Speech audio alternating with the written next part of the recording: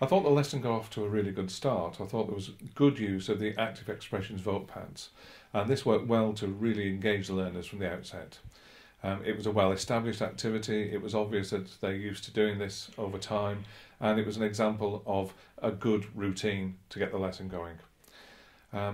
The copying down of learning objectives, keywords and homework did actually then slow the pace of the learning, and there's always some question about the value of copying things down from the board at the start of a lesson.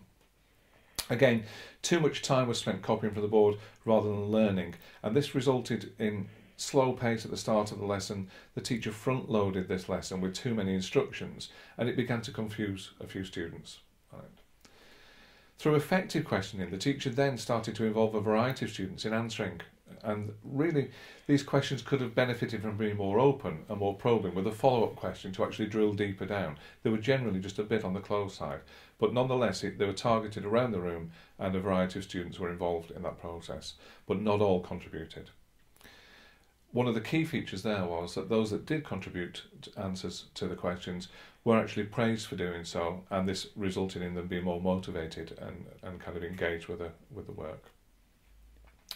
Through a carefully thought out seating plan, which was evident, and established paired work, the students were able to actually make good progress through sharing ideas and views. And this was a strength of the lesson where the progress was actually at its best. Right? And this did work very well.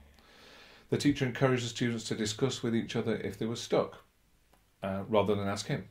And again, this is a good kind of ploy to do.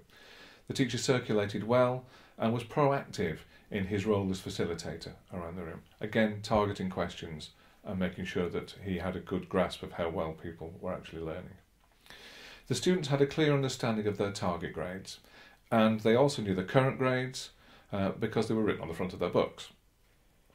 There was not enough evidence, though, of how confident they were in understanding what it was that they needed to do next to improve. So whilst they were aware of what the target grade was, what the current grade was, when asked questions by the observer to demonstrate what it was specifically they needed to improve, they were unclear. Once the new learning task started, the teacher tells the students then to put their hands up if they're stuck, which was a complete contradiction of the earlier instruction to actually ask a friend first. But I'm sure there was some logic behind that. He has not checked actually who could do this already, and so without this check of prior learning, we weren't sure who was making good progress and who wasn't making good progress. He did explain the whole process regardless of prior attainment, so this means that some of these students may well have already known that, and this was possibly a waste of time for them. And it did slow the progress, particularly for the higher attaining pupils. As most, but not all, students achieved what was expected of them, they have made really satisfactory progress, which means that achievement overall was only satisfactory rather than actually good on that. In this particular lesson, there was no real evidence of any links towards spiritual, moral, social and cultural, and there could have been some opportunities to do that, so I felt there were some missed opportunities with that. So in evaluating this lesson, I think the key strengths were that there was some extremely detailed planning for this lesson, which had clearly identified learning needs of a large number of students. For example, the ones that had special educational needs and the higher attaining ones. However, the focus of this activity was actually about the activity, and the lesson was all activity based rather than on how much progress the students were going to make. So the needs of the individuals were not actually fully met in practice, although clearly identified in planning.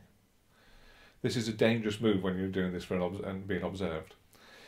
The active expressions was used well, and I think this actually did evaluate progress and shows that progress is kind of measured throughout the lesson. However, when it came to the final part of that, and they were used to measure the progress of that lesson, even the teacher realised that progress had not been as rapid as he would have liked in that lesson, and this did indicate that progress was no better than satisfactory. The weaknesses in the lesson, I would say that the task didn't particularly excite or enthuse or motivate students as much as it could have done. Most were passively engaged and occupied by the task, rather than really making strides in their learning and progress. The lack of differentiated activities resulted in the higher attaining pupils not making as much progress as they could have done, and there were some missed opportunities there. So although all made some level of progress, overall it was not better than expected progress. So therefore my judgment would be that achievement was satisfactory, and that was as a direct result of the quality of teaching, which was also satisfactory, and behaviour was good.